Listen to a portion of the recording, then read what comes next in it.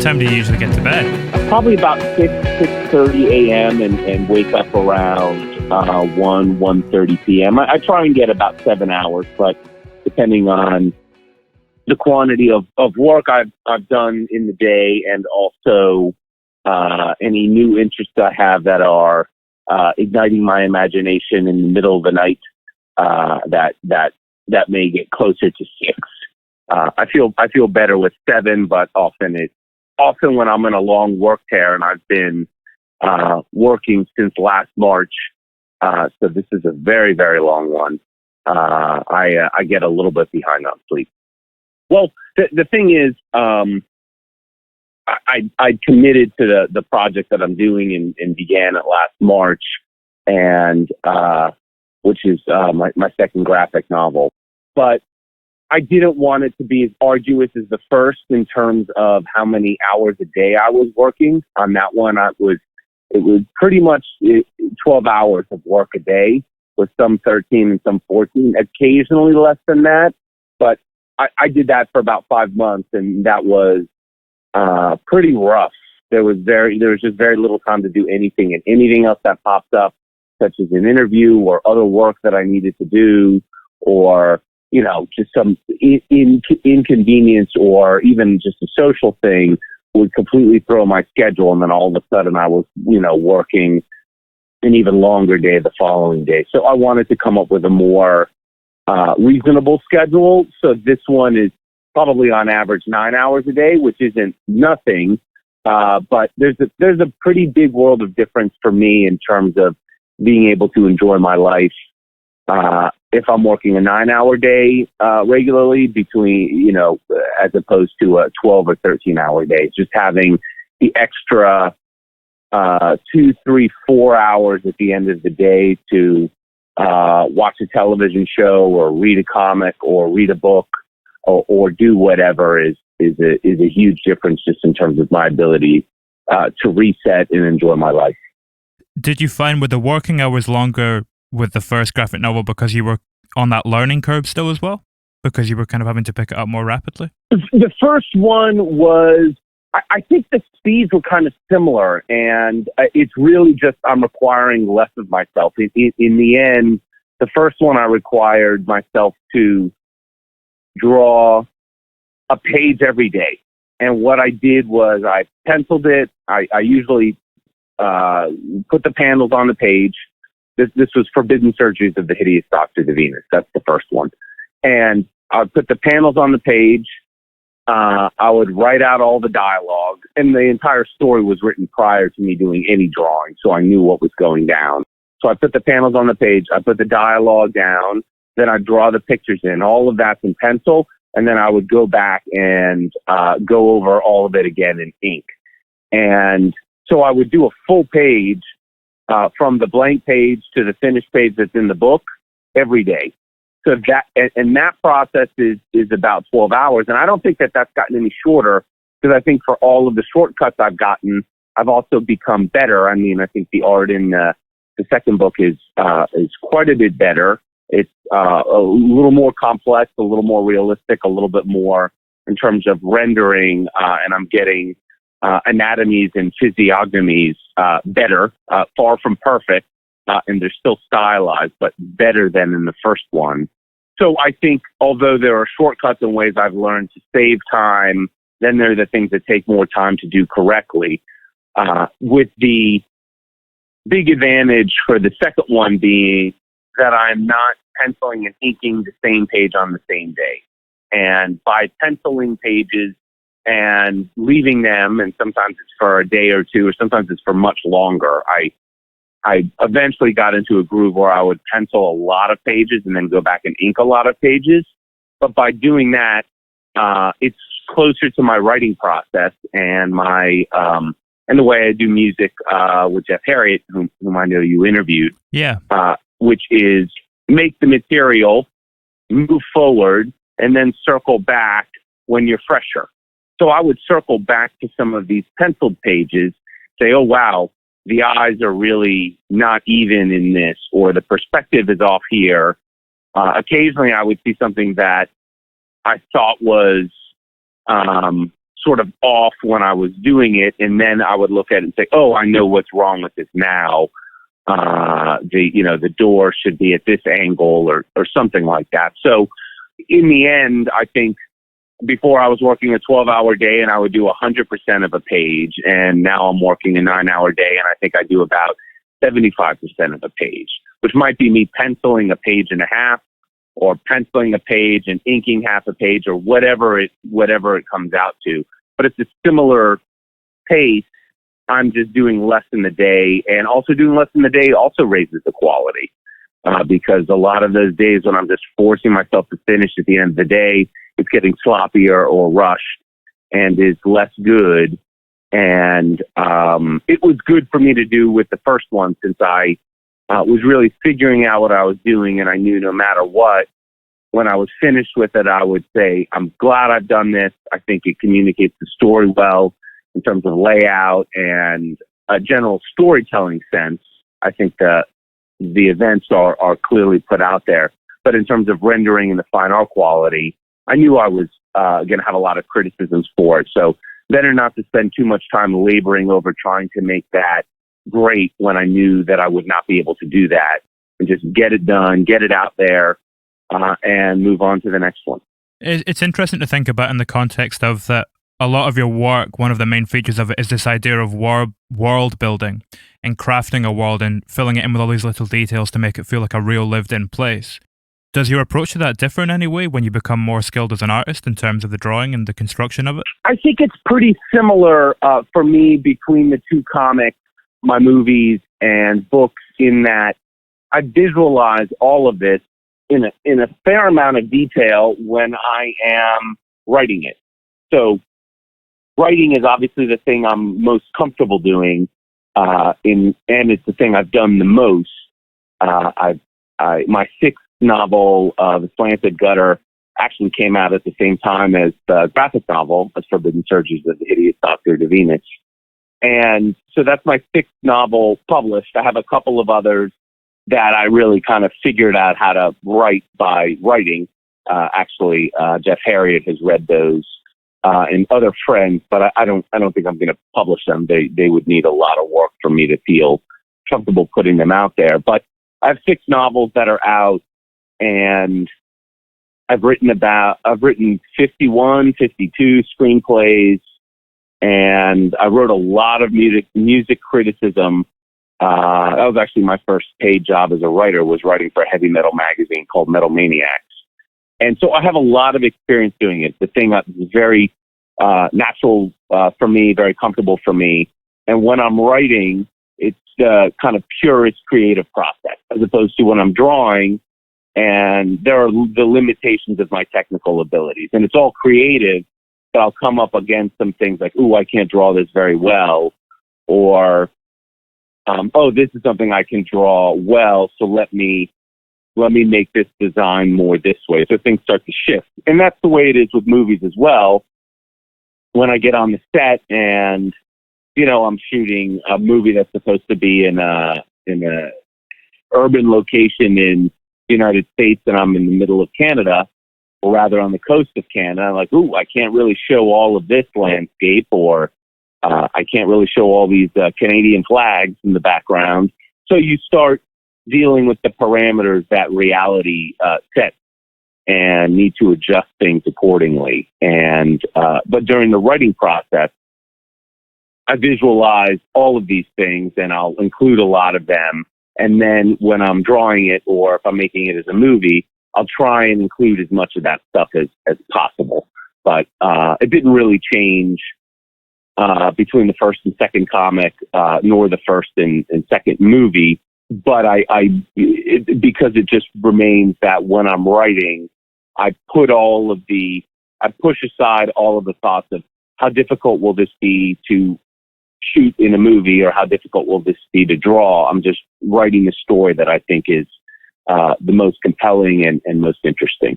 Well, those limitations that you face in these various mediums, do you ever think about them when you're in the actual writing process itself, or are they only something that come into your mind when you face them directly? I didn't think about them very much when I was writing the comic, because I knew in the end I could do some crude version of probably just about anything I thought of.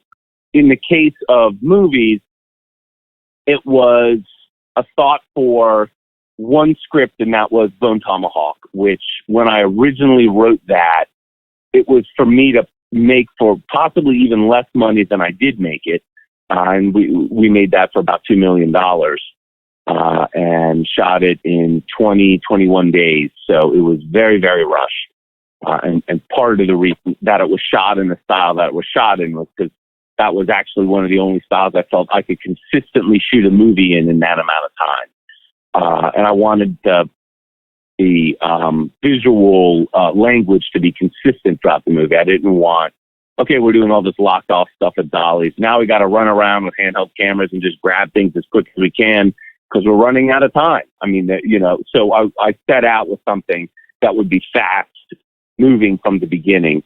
But to answer your question, in terms of the writing process, it was on Bone Tomahawk, informed by me knowing the limitations. So I knew I wanted horses in the movie. At the same time, I knew horses were going to slow us down and be expensive. There's a reason that the horses get stolen pretty early on, and it worked out well for the story.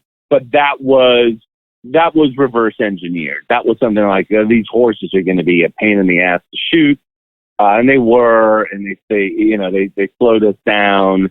And, it's not like the horses are perfect with going on their marks or don't act out during a take or anything like that. So, they were lovely animals, but they're animals, and you're putting 4 actors on them. So it's not like there's a trainer hidden inside each horse, controlling it by computer. They're animals, and they're going to do what they want to do and urinate when that needs to happen and defecate when it's time to do that as well. So you've got to pick your spot, and that was something I knew early on. Okay, let's get out of that. And also I knew that making the town stuff look convincing in some ways was going to be pricier than just 4 guys out walking around in the wide open.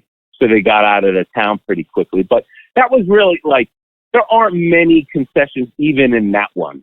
That one was really just, I can point to one thing and say, this definitely was a budget consideration. And that was that the horses got stolen very early because I knew I didn't want to deal with the horses for very long. But for the most part, I still wrote that in that free manner of whatever came to me, I'm putting it in there. If I find it interesting, it's going in there. If it makes me uncomfortable and it's supposed to make the audience uncomfortable, good. I'm going to go to that extent and come at it all from the different character perspectives. How many pages were you shooting a day at that point, out of interest? There isn't a set number for that because there were a couple of action piece days that were short. But for instance, the sequence when all of the guys are in the saloon immediately after the kidnapping, after Samantha O'Dwyer and Deputy Nick have been taken, there's a sequence with a ton of people, the main people plus the mayor and the mayor's wife, played by Sean Young, and Michael Pare, and all of these folks, and the wonderful Fred Melamed. All of these folks are there, and this is a gigantic scene. And we did that whole scene, and then the campfire sequence of the guys eating the beans, and Arthur breaks down and can't quite say his prayers. We did both of those scenes in one day. So I know that day was more than 10 pages. Wow. Which was high. That wasn't a typical day, but probably my guess is the average was something like 7 pages. It might be 6, but it was you usually get these clumps. Like in this day, we knew we were going to do that gigantic saloon sequence, which is a really long sequence with a ton of people and pretty complex. And then some of this nighttime stuff. Actually, we did multiple nighttime scenes that night. So that day might have been the most, and we might have even gotten over 11 pages on that day. But I think in general, we were looking at something like 7. And going into the process, I would be repeatedly taken aside by different crew members, the assistant director, the cinematographer. Everyone would take me aside at some point and look at me and say, there's no way we're ever going to be able to do this movie in this amount of time. And I'd say, we'll be able to do it. And I'm not going to cut anything down from the script or change anything until we're failing. And if we're failing, I'll adjust as we go. But this is the plan, and we're gonna do it. So everyone would have these private little meetings where they thought they were giving, like, let me give this guy the bitter truth. Let me give him the bad tasting medicine. Let me tell him this is not going to happen. And then we have and my goal for the first day of production on that movie was finish early, get everything done, show everyone that this can actually happen at this speed, and everyone's mind will be changed. And that's what happened. We actually finished early that day and shot some extra stuff, and people just came up to me and said, wow, we might actually get this movie done.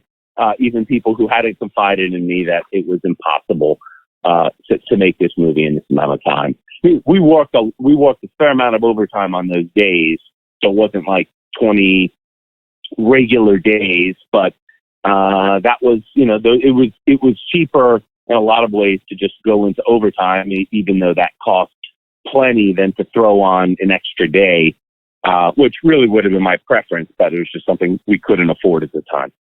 When you're working through that much material in a day, how does the sense of momentum you get creatively working on a picture like that differ to working on a comic book when you're in your home and you're kind of working these 12-hour days? Well, the truth is, working on a comic book most of the time is creative. And when I'm not overtired or having a day with just a lot of say technical stuff or stuff where I'm using the ruler a lot, which I enjoy far less. But most of the day at the drawing board is creative and creatively satisfying. Most of the day on a movie set as the director is managerial and problem solving. And so you get through the day and hope you get everything that you want. And I have a good eye for seeing what I need in the take. Unless it's something that's happening incredibly quickly, like a moment of violence and a special effect, I don't watch playback. I actually sit next to the camera, so I have pretty much the angle of the camera, but I sit next to the camera or underneath the camera and just watch the performance. And if I see what I was looking for, then we move on. So sometimes we're moving on 2 takes, sometimes 1 take, sometimes 3, occasionally 4. And in all of these movies, I'd say it's probably where like the takes are averaging 3 to 4 takes for each thing. And some of that is casting the right people, and some of that is having time for rehearsal and it landing. So the momentum you get on a set is, if you're getting ahead, then this is all just time towards when you face a difficulty. So there isn't really, for me anyways, as a director on the movies that I've done, there isn't really a moment where you're just relaxed and satisfied. Because if you're getting ahead, if you have a day that's moving at a rapid pace, at a good clip, I'd say a lot of some of the home life stuff with Tori Kittle's character, Henry Johns, in Dragged Across Concrete, a lot of those days were fairly smooth and easy. And some of the home life stuff with Brett Ridgman, Mel Gibson's character, and his wife, when we were in these kind of controlled set situations and there weren't a lot of other variables coming in. And those days went smoothly, and I got a lot of what I needed and had time to do extra takes if I wanted, or additional setups. But whenever I'm ahead on a movie, I just know that, well, this time is going to go towards some difficulty. And you never know what the difficulty may be. The difficulty may be an actor walks through the door and the door falls off, or the handle comes ripped out of the door, or someone gets in a car and a part of the car falls off. Like, all of these are things that happen. And so these aren't things you can anticipate. So then all of the time when you were getting ahead with the sequences that went smoothly, this is the sinkhole into which it goes. Whereas with a comic, when I get ahead, I'm legitimately ahead. Like, when I have a day that's moving fast, right now I'm doing, it's a big sequence in outer space, and I have 10 main characters. So there's a lot of people to draw. So when I have a panel that has all 10 characters, this is going to slow me down. When I have a panel with a ton of stars that I want drawn precisely over black rather than doing like the whiteout dots over black, I've got to outline each one of those stars and then color in all the spaces. That's going to take time. If it's just a bunch of panels of single faces, that day's going to move quickly and I can accomplish more in that day. And it's, it's not, it's not just you're getting ahead for the time when you get behind. So it's a different thing. And I mean, there aren't a lot of variables with the comic. It's me at the drawing board. These are the tools I'm using. Maybe my back doesn't feel great. Maybe today I'm listening to a lot of soul music. Maybe today I'm listening to a lot of death metal. These are the variables, but it's all creative and moving in the same direction at a similar pace. Whereas a movie, there are just so many variables. I mean, I don't know the number of people who worked on Dragged Across Concrete on the set, but 80, 90. There are a lot of moving parts. A lot of trucks that need to show up, a lot of equipment that needs to go in, and just more. When you add that much complexity, obviously there's going to be things that go wrong.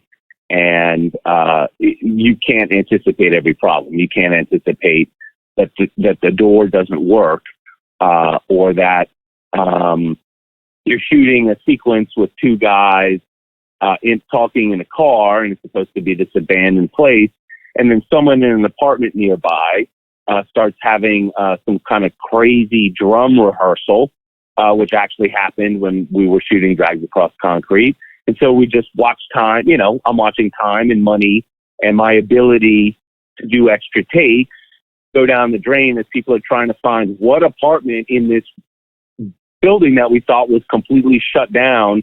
Someone has set up a drum kit and is just going crazy on the drum kit and makes all of the sound unusable for the scene. Man, that's almost like something out of a movie itself. Yeah, it's not a fun time solving that sort of problem. You mentioned a little while back that you were working on a sequence on a comic book today where there was 10 characters. Quite often you seem to find yourself working with an ensemble of characters and coming at a theme from different angles with people at various sides of the spectrum. What is it that kind of draws you repeatedly to coming back to working with an ensemble for a story? The multiple perspectives. You said it. Multiple perspectives I find really, really interesting. And obviously you can set interesting group dynamics and relationships between characters. I mean, you spoke to Jeff Harriet. This guy has been one of my closest friends for most of my life. I mean, we became friends. I think I was 13 and he was 14. He was one grade ahead of me. There's a lot of history when you know someone for more than 30 years. So I definitely like dealing with male friendships. I definitely like dealing with romantic relationships, and also dealing with a group where you really are getting a sense of a lot of different personalities. It just gives someone a sense of the world larger than just one perspective. And, it was an interesting thing. A lot of people have come up with their opinions on where they think I come from politically, and I've always been candid that I don't come from a political place. But because I'm not declaratively one way, declaratively outspoken about this stuff, and I let my movies breathe and I let the characters kind of speak the way they speak without a lot of judgment, I get judged, which is fine. Like, I'm not making these movies and writing these books and making comics so that people can have a sense that I am an outstanding individual. I'm doing it because I find it interesting, but it's something that it was interesting. I mean, one thing that was sort of disproven, so it's something I refer to because I'm not out to go through and point out all the things characters say that I don't believe and point out the things that they say that I think are partially correct. But one thing that came up was in the first movie, there's Arthur Dwyer is religious and he's Christian, and his faith helps bring him through something. And in Brawl and Subbuck 99, it's the same thing with Bradley Thomas. this is an Alcoholics Anonymous guy who has found the Lord and looks for help in his faith and finds it. So for a while, it was sort of out there that I was a Christian filmmaker pushing my Christian ideology. And then eventually it came out that I am an atheist from a Jewish family. So probably not pushing my Christian values, because I don't have Christian values.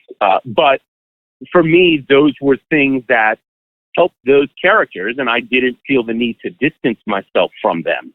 And so you get conversations like the ones between Arthur O'Dwyer, a religious Christian, and Bruder, who's certainly an atheist and has a very different point of view than Matthew Fox's character in Bone Tomahawk.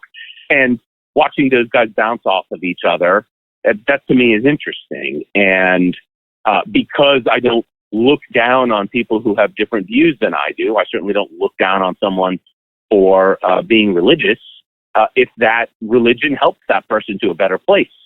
And so that sort of stuff comes out of working with ensembles. And as I said, in the comics, it's an enormous ensemble. Some of that is because it's a science fiction piece, and I needed a lot of science experts with different fields of expertise.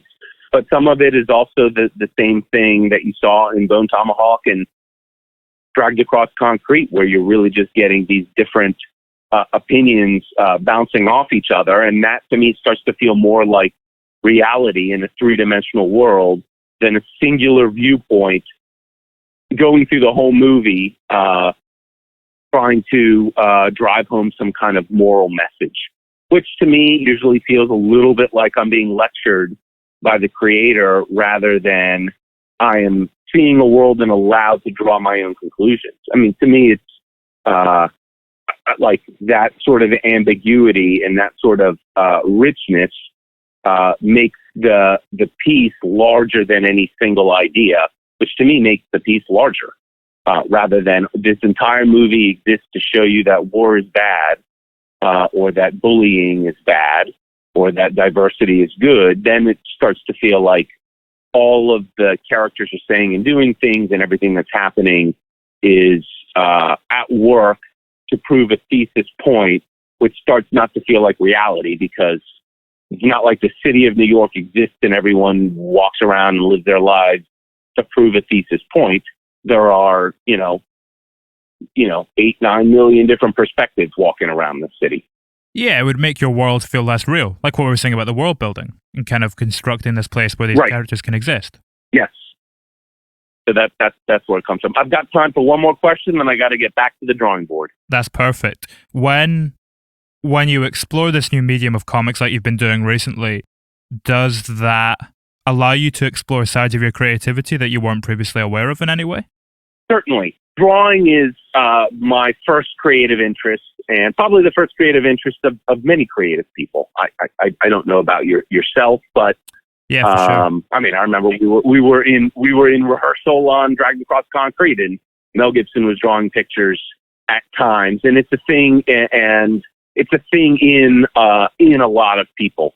And for me, the interest never went away. My interest in comics is strong. My interest in animation, particularly classic Disney stuff and anime, is very, very strong and has been since childhood. I think the first movie I ever saw in the theater was Peter Pan.